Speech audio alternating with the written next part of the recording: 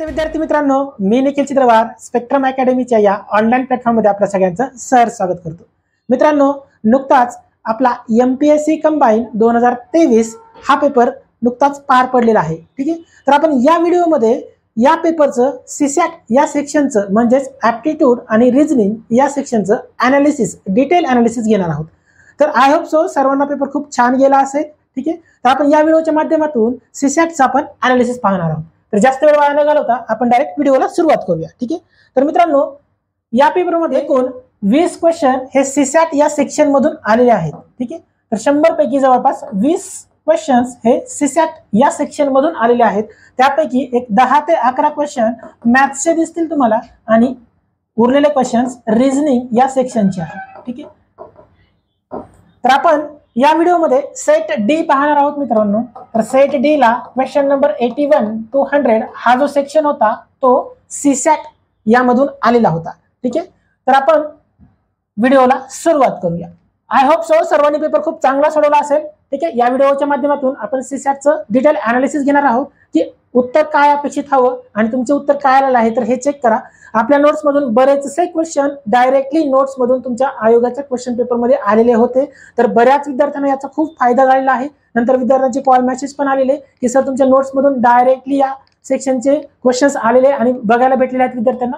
तर ठीक आहे, आपण कशा प्रकारे क्वेश्चन सोडवले गेले पाहिजेत, राईट, कशा प्रकारे ट्रिक्स वापरल्या पाहिजेत, कशा प्रकारे कमीत कमी वेळेमध्ये क्वेश्चन सॉल्व्ह केले पाहिजेत हे आपण या व्हिडिओच्या माध्यमातून पाहणार आहोत। तर डिफिकल्टी लेवल पाहिली मित्रांनो, तर मी म्हणेल की इझी टू मॉडरेट अशी डिफिकल्टी लेवल होती। खूप जास्त डिफिकल्टीचे क्वेश्चन्स नव्हते मित्रांनो, इझी टू मॉडरेट तुम्ही म्हणू शकता।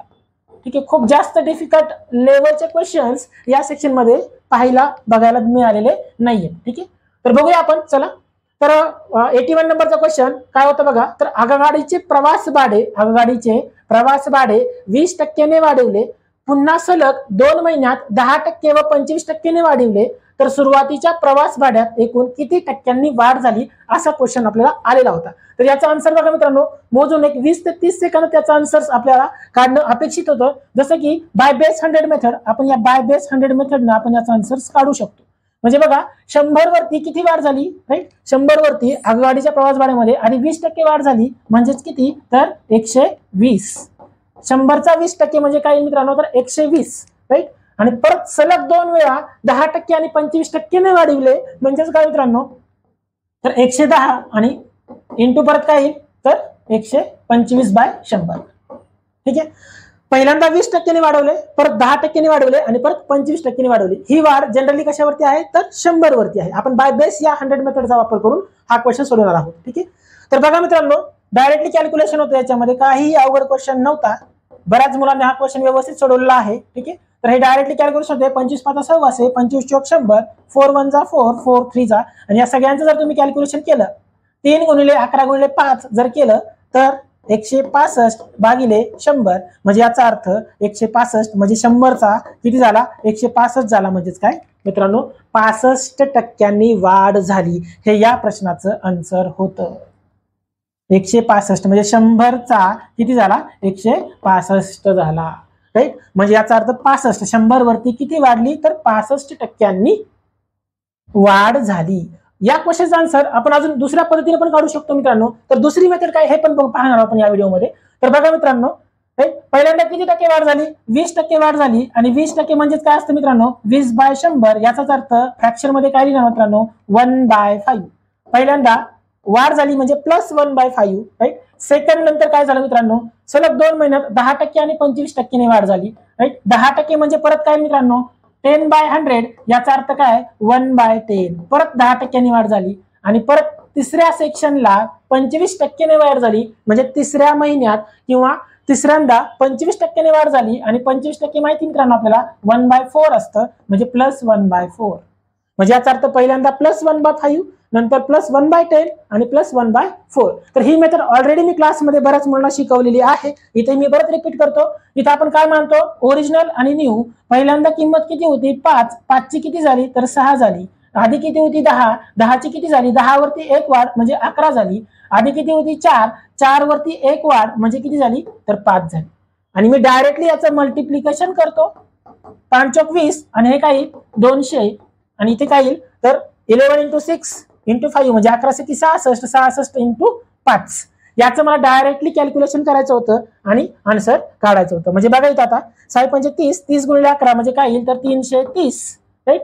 मग 200चा 330 झाला म्हणजे 130 ची वाढ झाली. किती वरती तर 200 वरती वाढ झाली इंटू 100.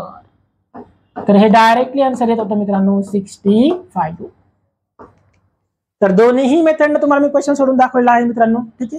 तर मोजून 30 सेकंदामध्ये याचा आन्सर काढणं अपेक्षित होतं.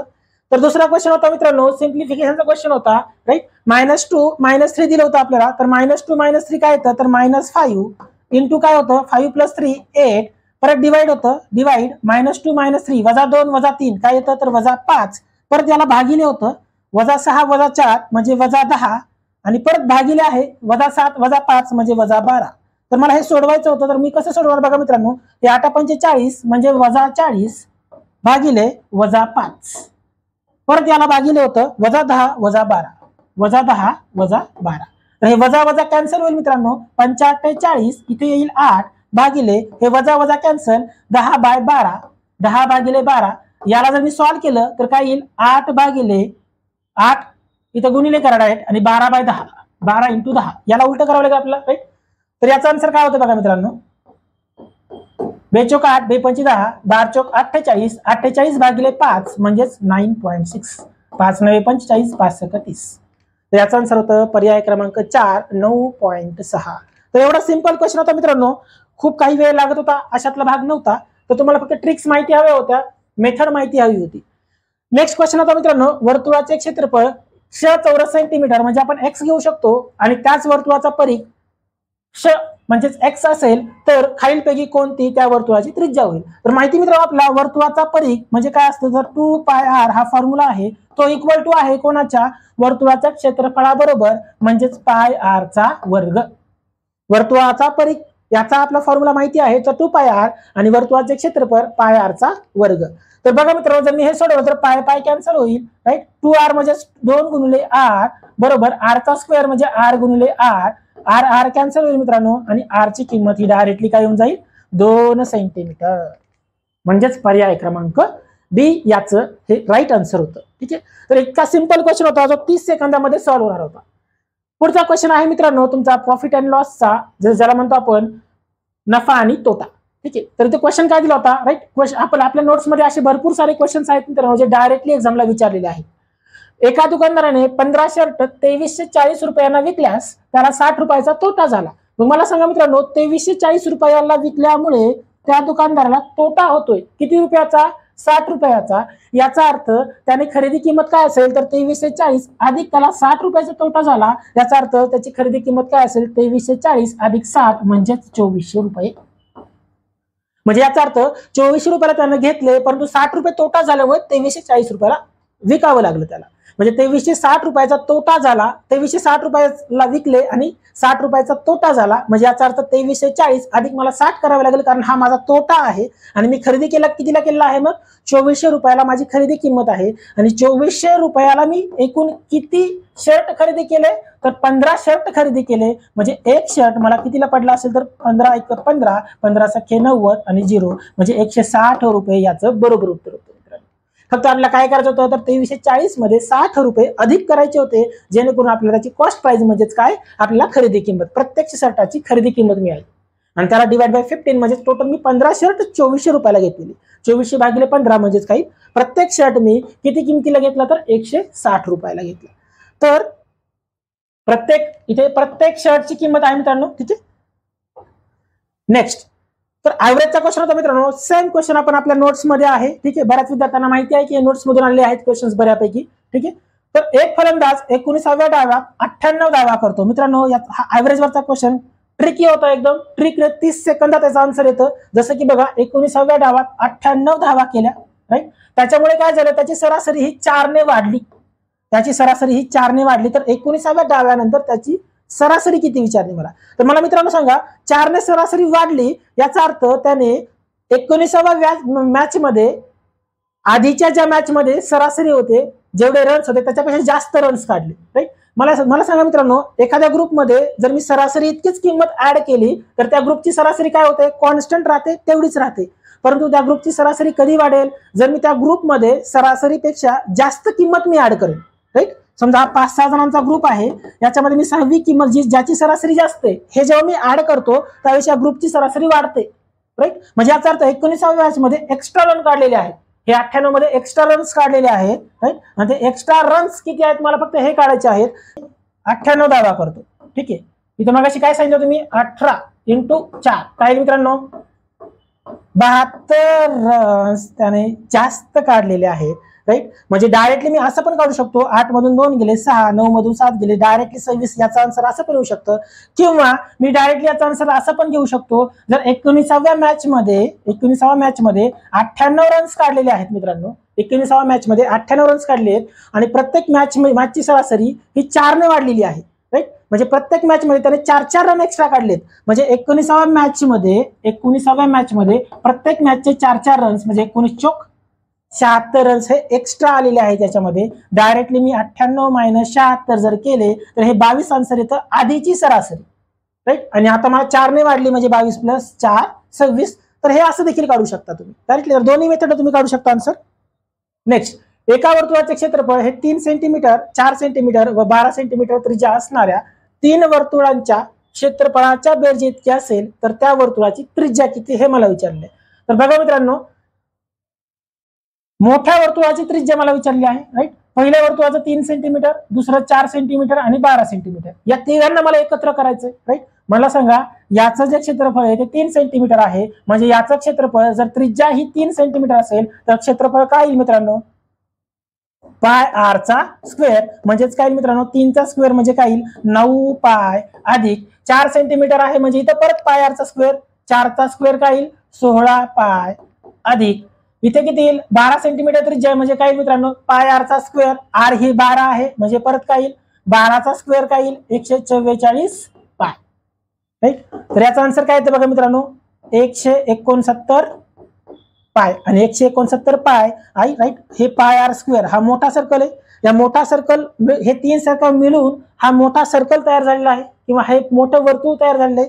तर या 3 सर्कलचा जो एरिया आहे तुम्हाला किती मिळालेला आहे तर 169π असा मिळालेला आहे. हा बरोबर आहे कोणाच्या, या मोठ्या सर्कलच्या बरोबरीने आहे. राईट, मग πr स्क्वेअर बरोबर 169π, तर पाय काय होईल मित्रांनो, कॅन्सल होईल. r स्क्वेअर = 169, मग r ची किंमत काय मित्रांनो तर 13. तर याचा आन्सर येईल ऑप्शन सी, 13 सेंटीमीटर. 3 सर्कल एकत्र करून मोठं सर्कल मला तयार करायचं, तर याचा आन्सर येईल ऑप्शन सी. नेक्स्ट बघू मित्रांनो, एका माणसाने बँकेकडून, तर हा प्रॉफिट अँड लॉसचाच क्वेश्चन आहे, कंपाऊंड इंटरेस्ट आणि सिंपल इंटरेस्ट म्हणजे आपण काय म्हणतो सरळ व्याज आणि चक्रवाढ व्याज यावरती आधारित क्वेश्चन आहे. एका माणसाने बँकेकडून दर साल 12% सरळ व्याजाने कर्ज घेतले.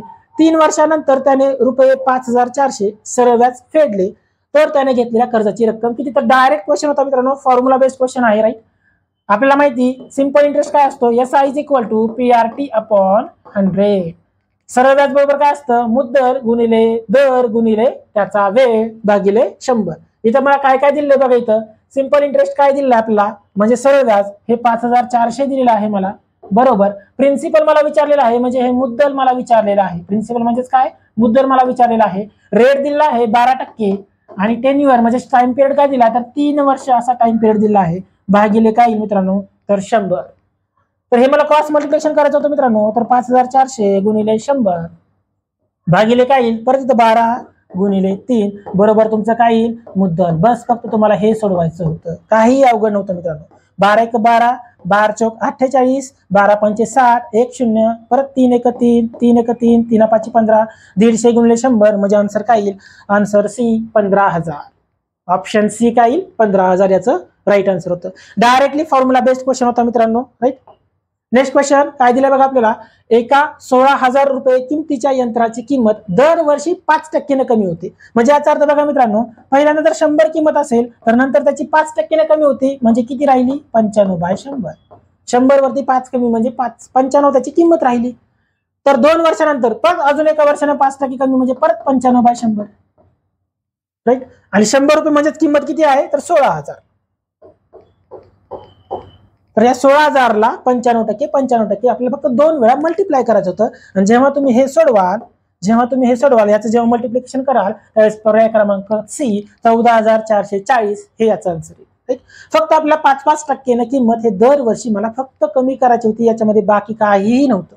ठीक आहे. नेक्स्ट, तर हा पण देखील मित्रांनो सिम्प्लिफिकेशनचाच क्वेश्चन होता, राईट. एकदम स्ट्रेट फॉरवर्ड क्वेश्चन होता. इथे बघा मित्रांनो 0.1 गुणिले 0.1 गुणिले 0.1 असं 3 वेळा केलेलं आहे. इथे असं 3 वेळा 0.02 केलेलं आहे.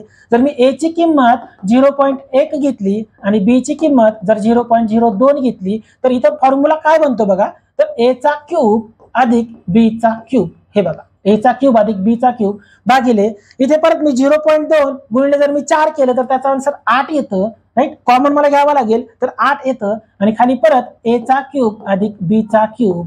आणि हे जेव्हा मी सोडवेन त्यावेळेस येतं 1/8 आणि 1/8 म्हणजेच काय असतं मित्रांनो 0.125.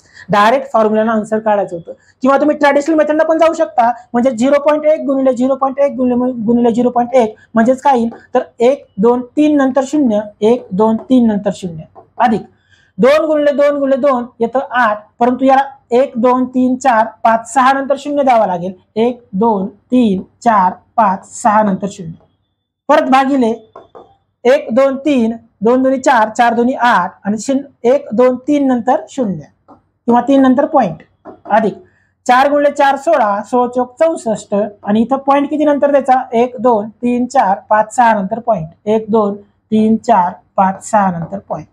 आणि याचा जेव्हा तुम्ही आन्सर काढाल त्यावेळेस त्याचा आन्सर काय येईल 0.125. पण हे जर तुम्ही बाय फॉर्म्युला गेले, राईट, ए क्यूब प्लस बी क्यूब अपॉन ए क्यूब प्लस बी क्यूब इंटू 8 तर त्यावेळेस त्याचा आन्सर विदिन 30 सेकंड येतं. ठीक आहे. याने ट्रॅडिशनल थोडासा तुम्हाला वेळ लागेल कॅल्क्युलेशनसाठी. तर नेक्स्ट क्वेश्चन मित्रांनो कुठला होता बघा, 3 व्यक्तींच्या आजच्या वयाची बेरीज 72 वर्ष आहे व 7 वर्षापूर्वी त्यांच्या वयाचे गुणोत्तर 4 6 7 असे होते, तर त्यांचे आजचे वय किती हे मला विचारले गेले. तर बघा मित्रांनो इथे डायरेक्ट क्वेश्चन सॉल्व्ह होता. जर तुम्हाला ट्रिक माहिती असेल तर पटकन क्वेश्चन सॉल्व्ह होता. बघा इथं काय सांगितले, आजच्या वयाची बेरीज 72 वर्ष आहे व 7 वर्षापूर्वी त्यांच्या वयाचे गुणोत्तर हे 4 6 7 असं दिले गेले, राईट. तर इथे बघा मित्रांनो आपला क्वेश्चन कशा प्रकारे सोडवायचा होता, एकदम सिंपल होता, खूप जास्त अवघड होता असं नाही.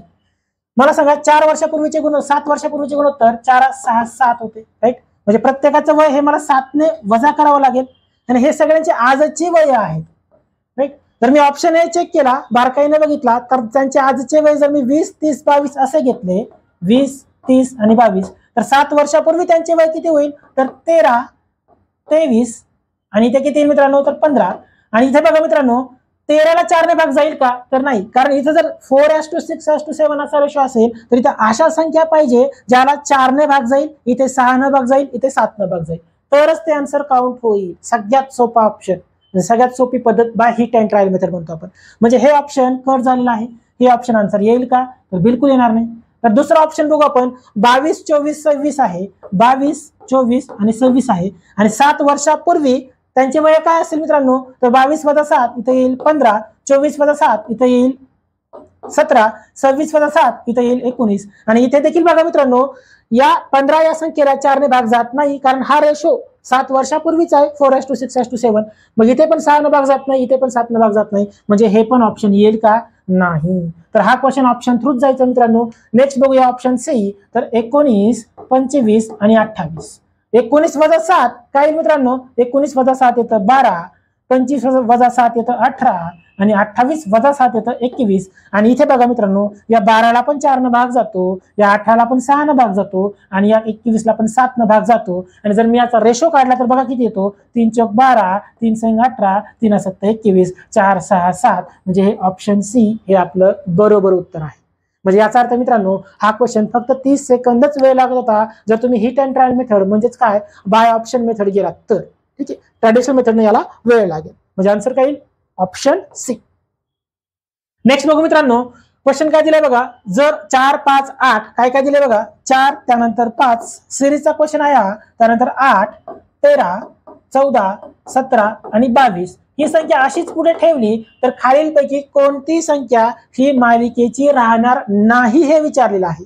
बघूया मित्रांनो 4 नंतर 1 5, 5 नंतर 3 8, 8 आणि 5 13, 1 3 आणि 5 परत बघा इथं मित्रांनो 13 अधिक 1 14, 14 अधिक 3 17, 17 अधिक 5 22. म्हणजे इथं पॅटर्न काय सुरू आहे, अधिक 1 अधिक 3 अधिक 5 अधिक 1 अधिक 3 अधिक 5, पुढे पण काय येईल अधिक 1 अधिक 3 अधिक 5, म्हणजे 22 अधिक 1 23, 23 अधिक 3 26, 26 अधिक 5 येईल 32. राईट. त्यानंतर परत अधिक 1 अधिक 3 अधिक 5 करायचंय, 32 अधिक 1 33, 33 अधिक 3 36 आणि 36 अधिक 5 41.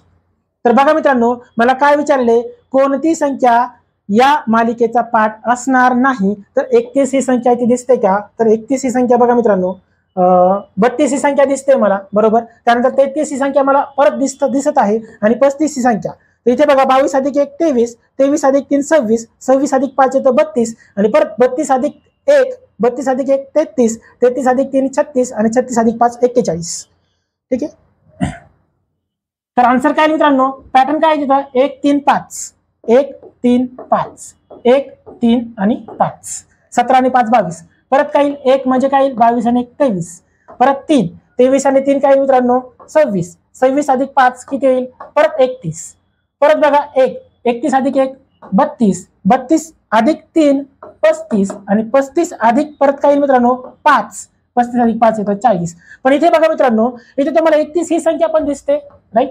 त्यानंतर बघा मित्रांनो 32 ही संख्या दिसते का, यस 32 ही संख्या पण दिसते मला इथं, राईट. त्यानंतर 33 ही संख्या दिसते का, तर 33 मला दिसत नाहीये आणि 35 ही संख्या देखील मला दिसते, परंतु पर्याय क्रमांक 3 असा आहे जो या पॅटर्न मध्ये बसत नाही, म्हणजे ऑप्शन सी हे तुमचं बरोबर आन्सर आहे, जो +1 +3 +5 +1 +3 +5 या पॅटर्न मध्ये बसत नाही. बाकी सगळ्या संख्या या सिरीज मध्ये येतात, परंतु 33 ही संख्या येत नसल्या कारणाने याचा आन्सर काय मित्रांनो, पर्याय क्रमांक 3 33. ठीक आहे.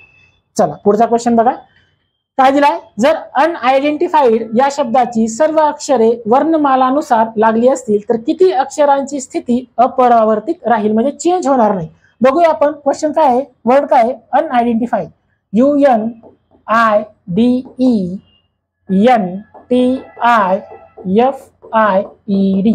अनआयडेंटिफाईड. तर मी क्लासमध्ये ऑलरेडी लेक्चरमध्ये तुम्हाला सांगितलेलं आहे याची ट्रिक, म्हणजेच काय तर यूचा नंबर कसा लक्षात ठेवायचा फास्ट, एनचा नंबर कसा लक्षात ठेवायचा, आयचा नंबर कसा लक्षात ठेवायचा, ट्रिकने शिकवलेला आहे. आपण एक्झाम मध्ये एबीसीडी लिहित बसतो, त्यात वेळ वाया घालवतो. डायरेक्टली यूचा नंबर 21 14 9 4 5 14, टीचा नंबर 20, आयचा नंबर 9 6 9 5 आणि 4. हे पाठ करायचं नाही, ट्रिक ऑलरेडी मी शिकवलेली आहे लेक्चर मध्ये. ठीक आहे. आता मला हे काय करायचे मित्रांनो, एबीसीडी प्रमाणे अरेंज करायचे. ठीक आहे. तर एबीसीडी प्रमाणे अरेंज करताना मित्रांनो, तर पहिल्यांदा काय येईल बघा, तर डी किती वेळा आलेला आहे, तर डी 2 वेळा आला आहे, तर डी इथं घ्यावा लागेल कारण पहिल्यांदा 4 हा नंबर येतो. त्यानंतर बघा मित्रांनो डी नंतर ई किती वेळा आलेला आहे बघा, 1 2 2 वेळा ई आलेला आहे. ठीक आहे. त्यानंतर बघा मित्रांनो एफ किती वेळा आलेला आहे, एफ 1 वेळा आलेला आहे, तर एफ इथं येईल. ठीक आहे. त्यानंतर बघा मित्रांनो आय किती वेळा आलेला आहे, आयचा नंबर लागतो 1 2 आणि 3, 3 वेळा आय आलेला आहे, तर हे आय मी 3 वेळा लिहिणार. ठीक आहे. त्यानंतर बघा मित्रांनो एन किती वेळा आलेला आहे, तर एन 2 वेळा आलेला आहे, तर मी 2 वेळा एन लिहितो. आणि त्यानंतर बघा मित्रांनो काय आलेला आहे यू आणि त्यानंतर टी, टी आणि यू 20 आणि 21. ठीक आहे.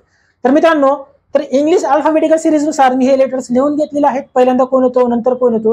आणि आता मला शोधायचं आहे किती लेटरची पोझिशन ही अनचेंज्ड आहे, चेंज झालेली नाही. तर बघा इथे चेंज दिसतोय का, हो इथे दिसतोय चेंज, फक्त एकच लेटर असं आहे की तिथं पोझिशन ही काय आहे अनचेंज. आधीही आय होता, आता पण आयच आलेला आहे, म्हणजे याचा आन्सर काय येईल ऑप्शन ए 1. एका लेटरची जी पोझिशन आहे ती अनचेंज्ड आहे, चेंज झालेली नाही. ऑप्शन ए याचं राईट आन्सर होतं. हा पण मित्रांनो एकदम सोपा क्वेश्चन होता. याची ट्रिक बघा मित्रांनो, कशा प्रकारे ट्रिकने सोडवायचं. बुद्धिबळाच्या पटावर किती चौरस असतात. चौरस म्हणजे बघा मित्रांनो, मी तुम्हाला ऑलरेडी लेक्चरमध्ये ट्रिक शिकवली होती. बुद्धिबळाचा जो बोर्ड असतो मित्रांनो, हा क्वेश्चन पाठ करायची गरज नव्हती, आपल्याला ट्रिकने सोडवायचा होता. बघा कसा सोडवतो मी. बुद्धिबळाचा जो बोर्ड असतो मित्रांनो, तर तो कसा असतो 8x8चा असतो, राईट. 1 2 3 4 5 6 7 आणि वरती अजून एक घेतो मी 8. आणि परत 8x8चा बोर्ड काढायचा आहे मला. 1 2 3 4 5 6 7 आणि 8. तर याची ट्रिक बघा, आधी एक समजून घ्या. 1 2 3 नंबरिंग देणार मी, 1 2 3 4 5 6 7 8. इकडे पण 1 2 3 4 5 6 7 आणि 8. ठीक आहे. तर 8x8चाच काढायचा आपला बोर्ड. तर याची ट्रिक काय होती बघा मित्रांनो, जेव्हा पण असा क्वेश्चन येतो किंवा अशी डायग्राम येते आणि तुम्हाला चौरस मोजायला सांगतात त्यावेळेस बघा फक्त मला काय करायचं असतं, तर हे 8 गुणिले 8 करायचं असतं बघा मित्रांनो. काय करायचं असतं, 8 गुणिले 8. हे 8 गुणिले 8 म्हणजे 8चा स्क्वेअर, सिंपल 8चा स्क्वेअर. परत हे 7 गुणिले 7 म्हणजे काय, सिंपल 7चा स्क्वेअर 49. परत बघा मित्रांनो हे 6 गुणिले 6 करायचं असतं म्हणजे काय, 6चा स्क्वेअर 36.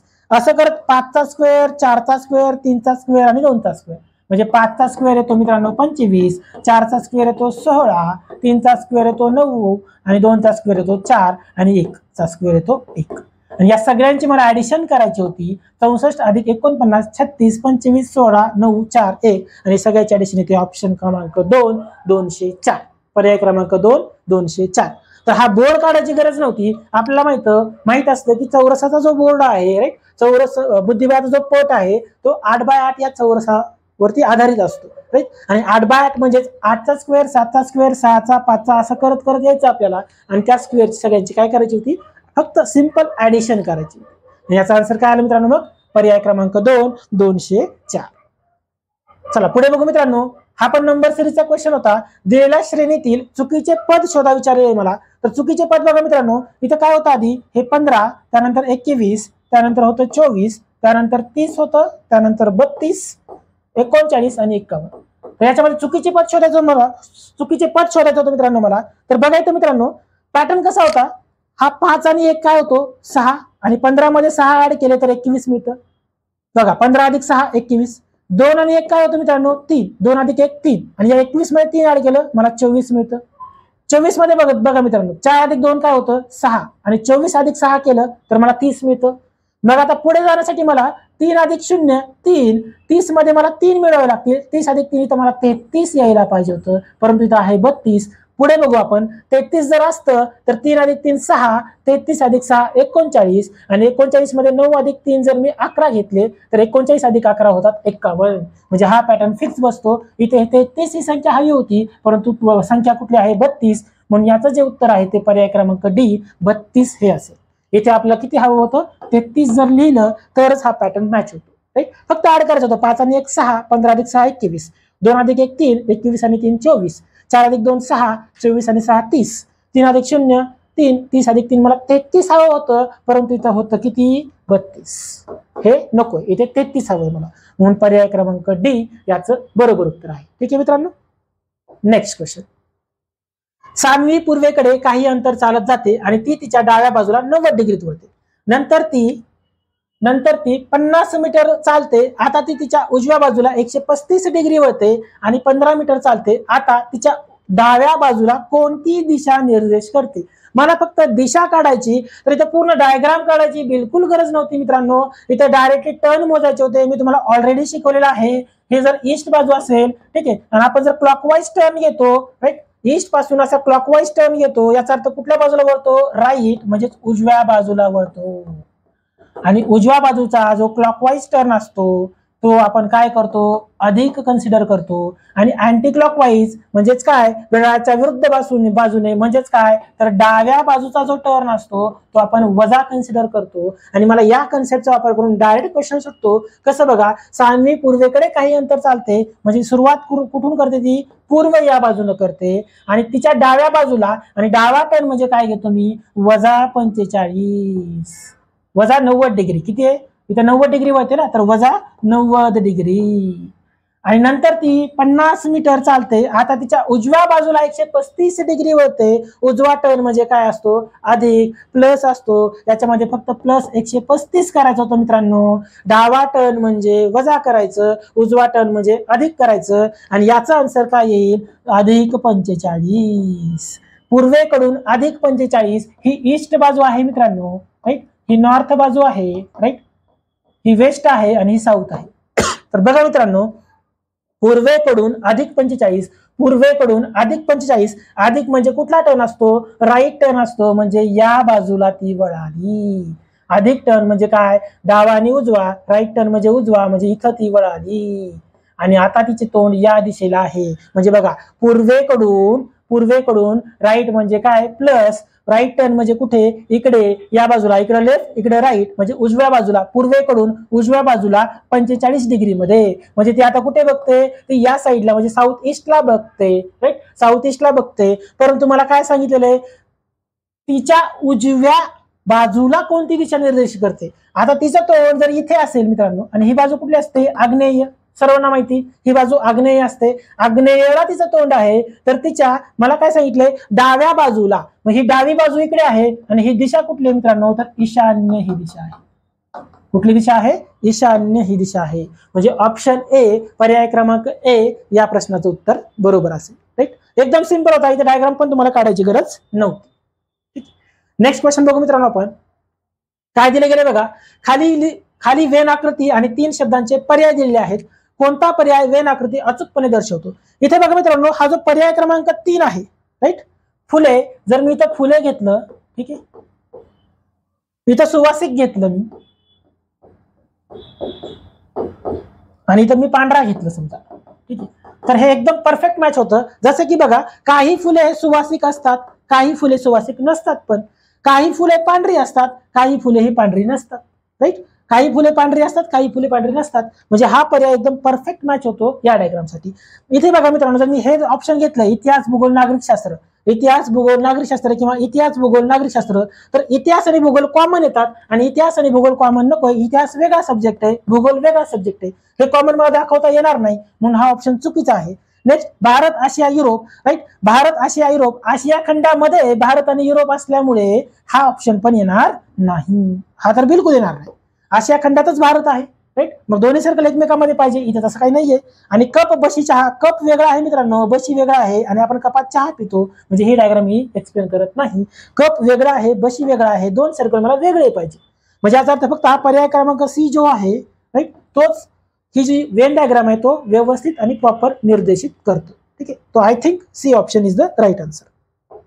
नेक्स्ट क्वेश्चन काय दिलं गेलं बघा, खाली दिलेल्या माहितीच्या आधारे काळजीपूर्वक अभ्यास करा व प्रश्नांची उत्तरे द्या. काय दिले बघा, सिटिंग अरेंजमेंटवरती हा क्वेश्चन होता. ठीक आहे, खूप जास्त वेळ खाऊ पण क्वेश्चन होता, सिंपल क्वेश्चन होता. A B C D E F आणि जी एका भिंतीवर बसले आहेत व त्या सर्वांची तोंडे कुठे आहेत, पूर्वेकडे आहेत, म्हणजे ते इकडे बघतात, ईस्ट या साईडला. काय दिले बघा, सी हा डीच्या तात्काळ उजवीकडे आहे, सी हा डीच्या तात्काळ उजवीकडे, तात्काळ उजवीकडे म्हणजे कुठे येईल मित्रांनो, डी इथे येईल, कारण डी इकडे बघतोय, डीची ही लेफ्ट बाजू, ही उजवी बाजू, तात्काळ उजवीकडे. नेक्स्ट, सी हा डीच्या तात्काळ उजवीकडे, बी हा अगदी टोकाला आहे व त्याच्या शेजारी ई आहे. बी कुठे, अगदी टोकाला आहे आणि त्याच्या शेजारी ई आहे. ठीक आहे, बघू आपण. बी अगदी टोकाला म्हणजे मी इथं घेऊ शकतो बी, ठीक आहे, हे डी इथं घेतला, सी इथं घेतला. बी अगदी टोकाला म्हणजे इथं घेतो आणि ई इथं घेतो. ही एक कंडिशन असू शकते आणि दुसरी कंडिशन काय असू शकते मित्रांनो, बी इथं येईल अगदी टोकाला आणि ई इथं येईल. दोन कंडिशन घेऊन जाऊ आपण. ठीक आहे, नेक्स्ट, या दोन्ही कंडिशन येऊ शकतात. ठीक आहे, अगदी टोकाला इथं पण येऊ शकतो आणि इथं पण येऊ शकतो. ठीक आहे, आणि हे सगळे पूर्वेकडे बघतायत असं. जी हा ई आणि एफ च्या मध्यात आहे, जी हा ई आणि एफ च्या मध्यात आहे, म्हणजे जी हा ई आणि एफ च्या मध्यात आहे. इथे कुठे येईल बघा बरं मित्रांनो, जी हा ई आणि एफ च्या मध्यात आहे, म्हणजे डी सी एफ ई जी ई डी बी, इथे काय बी ई जी एफ डी सी. आणि परत मला काय सांगितलेलं आहे, डी हा दक्षिणेकडील टोकापासून तिसऱ्या स्थानावर आहे. डी हा दक्षिणेकडील म्हणजे काय मित्रांनो, साऊथ, दक्षिण बाजूने म्हणजे या बाजूने. इथे तिसऱ्या स्थानावर आहे का, नाही, म्हणजे ही डायग्राम माझी फेल चालली. आणि तिसऱ्या स्थानावर म्हणजे इथे अजून कोणीतरी आहे, 1 2 3, म्हणजे इथे काय येईल मित्रांनो, इथं कोण येईल, ए येईल, एक जण आहे इथं ऑलरेडी, कारण डी हा दक्षिणेकडून तिसऱ्या बाजूला आहे आणि उरला फक्त ए, कारण बाकी सगळे फिट झालेले आहेत. आणि मला काय सांगितले, जी च्या उजवीकडे कोण बसले आहे, जी च्या उजवीकडे कोण बसले आहे, तर एफ हा जी च्या उजवीकडे बसला आहे. पर्याय क्रमांक 4 हे याचं बरोबर आन्सर असेल. बघा सगळे प्लेस झाले, A B C D E F आणि जी सगळे प्लेस झाले आपले. आणि जी च्या उजवीकडे कोण बसले, तर एफ बसले आहे. तर अशा प्रकारे हा क्वेश्चन सोडवायचा होता. तर याचा आन्सर काय मिळालो, पर्याय क्रमांक 4. नेक्स्ट, जर 2016 या वर्षी आंतरराष्ट्रीय योगा दिन, योगा दिन कधी असतो मित्रांनो, तर 21 जूनला आपण योगा दिन सेलिब्रेट करतो. 21 जून 2016 योगा दिन सेलिब्रेट करतो आपण. तर त्याच वर्षी राष्ट्रीय विज्ञान दिन कधी असतो, तर 28 फेब्रुवारी. 28 फेब्रुवारी हा राष्ट्रीय विज्ञान दिन साजरा करतो. तर मित्रांनो हा कॅलेंडरचा क्वेश्चन होता, खूप सोपा क्वेश्चन होता. याला तुम्ही जर ट्रॅडिशनल मेथडने गेला, +1 +2 even day odd day extra day, फेब्रुवारीचे दिवस किती 31 दिवस, मार्चचे 31 दिवस, फेब्रुवारीचे 28 दिवस, एप्रिलचे किती दिवस, हे जर कॅल्क्युलेशन करता वेळ जाईल.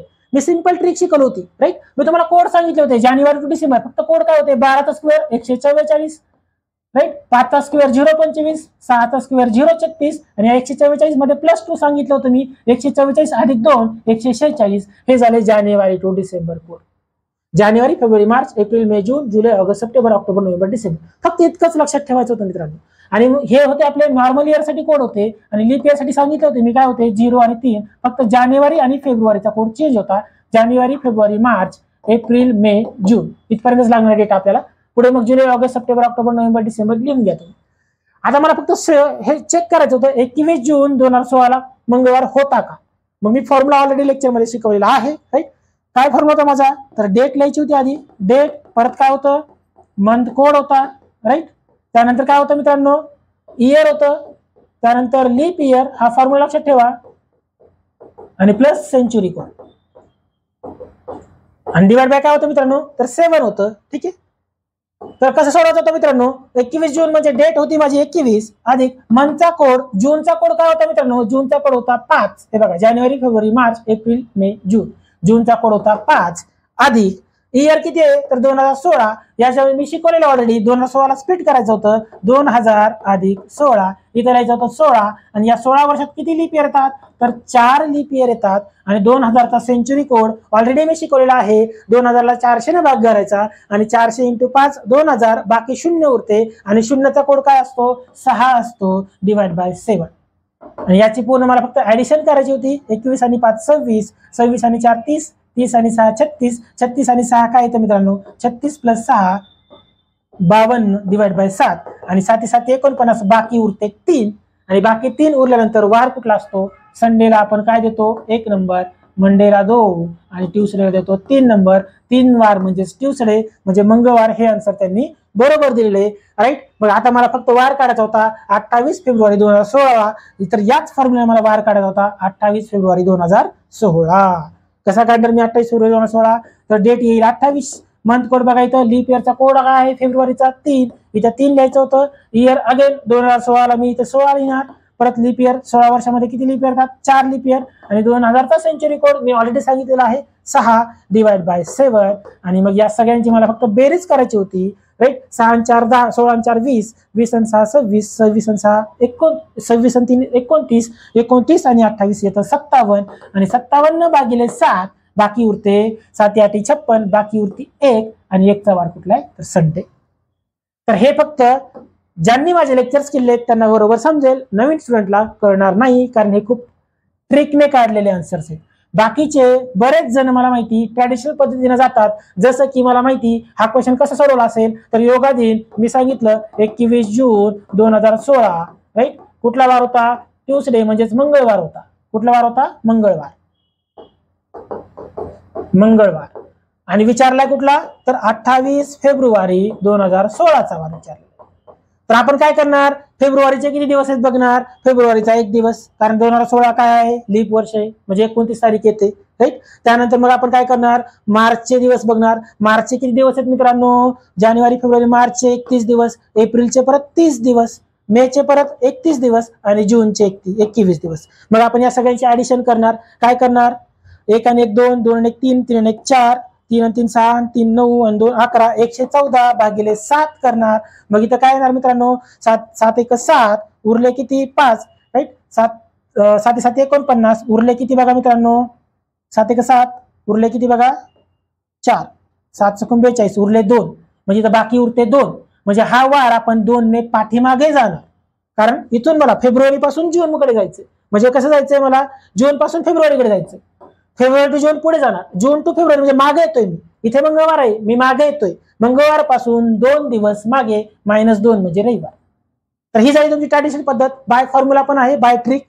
तर बाय ट्रिक ज्यांनी लेक्चर्स केले त्यांना व्यवस्थित समजलं असेल, ठीक आहे. बाकीच्यांनी बऱ्याच जणांनी हे ट्रॅडिशनल सोडवलं असेल. जसं की फेब्रुवारीचा 1 दिवस एक्स्ट्रा येतो, त्यानंतर मार्चचे 31 दिवस, परत एप्रिलचे 30 दिवस, परत मेचे 31 दिवस, परत जूनचे 21 दिवस. या सगळ्याचे ऍडिशन येते 114. आणि 114ला जेव्हा मी 7 ने भाग घालतो त्यावेळेस मला बाकी उरते 2. म्हणजे वार हा 2 ने मागे जाईल, कारण मला जून पासून फेब्रुवारीकडे, जून पासून फेब्रुवारी म्हणजे मला कसं यायचं मागे यायचं. म्हणून मंगळवार पासून 2 दिवस माग म्हणजे कुठला वार येईल रविवार. तर कुठल्याही मेथड करा मित्रांनो. तर नेक्स्ट क्वेश्चन काय बघा मित्रांनो आपला, खाली 2 विधाने आणि 2 अनुमाने दिले आहेत, तर योग्य पर्याय शोधा सांगितले. तर सिलॉकचा क्वेश्चन आहे हा. तर काय दिले बघा आपल्याला, तर सर्व शिक्षक कलाकार आहेत.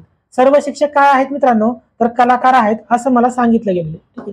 तर डायग्राम कशी आहे मित्रांनो याची, सर्व शिक्षक काय आहेत, कलाकार आहेत. सर्व शिक्षक कलाकार आहेत. आणि काही कलाकार आनंदी राहतात. तर काही कलाकार कसे राहतात, तर आनंदी राहतात. काही कलाकार आनंदी राहतात. तर मला विचारलं काय, अनुमान काय पहिलं, तर सर्व शिक्षक आनंदी राहतात. इथे बघा मित्रांनो, सर्व शिक्षक आनंदी दिसत आहेत का तुम्हाला, शिक्षकची बाउंड्री आणि आनंदीची बाउंड्री एकमेकांना क्रॉस होते का, किंवा दोघांमध्ये काही सामायिक पोर्शन दिसतोय का. शिक्षक इकडे सेपरेट आहे, आनंदी सेपरेट आहे, म्हणजे दोघांचं एकमेकांशी काहीही कनेक्शन नाहीये, म्हणजे याचा अर्थ हे चुकीचं आहे. नेक्स्ट, जे आनंदी राहतात ते सर्व कलाकार असतात. हे जे आनंदी राहतात ते सगळे कलाकार आहेत का, दिसते का तुम्हाला मित्रांनो, हे काही आनंदी कलाकार दिसत आहेत. सगळे आनंदी कलाकार आहेत का, नाही. आणि तुम्हाला काय सांगितलंय, जे आनंदी राहतात ते सर्व कलाकार आहेत. सर्व असल्यामुळे हे चुकीचं आहे. म्हणजे याचा आन्सर काय मित्रांनो, दोन्हीही चुकीचे, म्हणजेच क आणि ड दोन्हीही असत्य. ठीक आहे. तर एकदम सोपा क्वेश्चन होता मित्रांनो, राईट. तर नेक्स्ट क्वेश्चन बघा मित्रांनो, काय दिलं गेलं आपल्याला,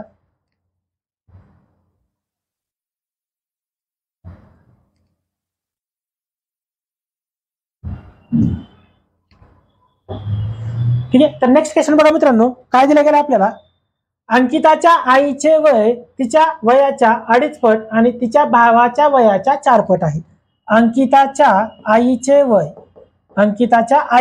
ही अंकिता आहे, अंकिताच्या आईचे वय काय सांगितले, अंकिताच्या आईचे वय तिच्या वयाच्या 2.5 पट, म्हणजेच अंकिताचं वय जर मी 1 कन्सिडर केलं तर आईचं वय काय येईल, 2.5 पट म्हणजे 2.5, आणि तिच्या भावाच्या वयाच्या 4 पट आहे. म्हणजे अंकिताचा जो भाऊ आहे त्याच्या वयाच्या 4 पट, म्हणजे भावाचं वय 1 कन्सिडर केलं तर आईचं वय येईल 4 पट म्हणजे 4. त्यांच्या आजच्या वयाची बेरीज म्हणजे एकूण वय 66 वर्ष आहे. तर अंकिताच्या भावाचे 2 वर्षानंतरची वय विचारले. तर बघा इथं मला अशी संख्या घ्यायची जी अंकिताच्या आईची 2.5 पट येईल अंकितापेक्षा आणि 4 पट येईल भावापेक्षा. मग मी सिम्प्लिफाय, मी ऑलरेडी रेशो प्रोपोर्शन गुणोत्तर व प्रमाण या चॅप्टरमध्ये याची ट्रिक सांगितले, ही कशी सिम्प्लिफाय केलं पाहिजे आपण, कशा प्रकारे हे सिम्प्लिफाय करायचं. तर इथं ब्लँक स्पेस आहे, रिकामी जागा आहे, तर 2.5 ला आपण इकडे शिफ्ट करू. इथे रिकामी जागा आहे, तर अलीकडे बाजूला कोण आहे 4, तर 4 ला इथं शिफ्ट करणार. आणि या दोघांचं मल्टिप्लिकेशन 2.5 इंटू 2.1 काय येईल 2.5, 2.5 इंटू 4 काय मित्रांनो 10, आणि 1 गुणिले 4 4. म्हणजे याचा अर्थ अंकिताचा भाऊ, अंकिताची आई आणि अंकिता यांची रिस्पेक्टिव्ह वय काय आले 2.5, 10 आणि 4. 2.5, 10 आणि 4. बघा बरं आता संख्या मिळाली का मला. 10 ही संख्या 4च्या 2.5 पट आहे आणि 10 ही संख्या 2.5च्या 4 पट आहे. म्हणजे अंकिताच्या आईचं वय 2.5 पट आणि भावाच्या वयाच्या 4 पट. म्हणजे हे वय आजची वय आहेत त्यांची. आणि यांची मला बेरीज दिली किती, तर 66 वर्ष यांची बेरीज आहे. तर करा बेरीज डायरेक्टली. 2.5 प्लस 10 प्लस 4 यांची जर मी ऍडिशन केले मित्रांनो तर मला काय मिळतं 16.5. म्हणजे या 16.5 ची किंमत म्हणजे काय दिलंय, तर 66 वर्षे. यांच्या वयाची बेरीज म्हणजे 66 वर्षे. यांची ऍडिशन 2.5 प्लस 10 प्लस 4 16.5 ची जी किंमत आहे ती 66 आहे. तर मला सांगा अंकिताच्या भावाचं जे हे आजचं वय किती आहे 2.5 ची किती हे मला काढायचं. 16.5 ची किंमत 66 तर 2.5 ची किती, क्रॉस मल्टिप्लिकेशन करा डायरेक्ट. काय येईल मग इथं बघा मित्रांनो 16.5 इथं जर मी x घेतलं तर गुणिले x इज इक्वल टू 66 गुणिले 2.5. मग x ची किंमत काय येईल, सरळ सरळ क्वेश्चन आहे, 66 गुणिले 2.5 भागिले 16.5. हे पॉईंट कॅन्सल होऊन जाईल. ठीक आहे. तर इथे किती येईल बघा मित्रांनो, हे 66 गुणिले 25 भागिले 165. 25 एक 25 इथे काय येईल तर 5चा भाग जातो, 5 5 25, 5 3 15, 5 3 15, 33 एक 33, 33 दुनी 66 आणि 5 दुनी 10. म्हणजे याचा अर्थ काय मित्रांनो, अंकिताच्या भावाचं जे आजचं वय आहे प्रेझेंट एज 10 वर्षे आलेलं आहे. परंतु आपल्याला काय विचारलंय, अंकिताच्या भावाचे 2 वर्षांनंतरचे वय विचारले. 2 वर्षांनंतर किती असेल मला सांगा मित्रांनो. आजचं वय जर 10 असेल तर 2 वर्षानंतरचं काय असेल 10 अधिक 2 म्हणजे 12 वर्षे. म्हणजे तुमचा पर्याय क्रमांक 3 हे बरोबर उत्तर आहे. 12 वर्षे. 10 अधिक 2 12 वर्षे. तर इतका सिंपल पेपर होता मित्रांनो, राईट. खूप जणांना क्वेश्चन पेपर हा सीसॅटचा जो सेक्शन आहे तो बऱ्याच जणांना सोपा गेलेला आहे. ठीक आहे, तर खूप साऱ्या ट्रिक्स मी ऑलरेडी शिकवलेल्या आहेत क्लासमध्ये, पण आपण व्हिडिओ लेक्चरच्या माध्यमातून पण भरपूर साऱ्या ट्रिक्स शिकवतो. ज्यांनी ते फॉलो केलेले आहेत त्यांना एकदम चांगला पेपर गेला असेल. ठीक आहे, तर हे पूर्ण तुमचं सीसॅट या सेक्शनचं अनालिसिस होतं. ठीक आहे, तर आय होप सो हे समजलं असेल सगळ्यांना. ठीक आहे, तर मित्रांनो अभ्यास करत राहा. Thank you so much.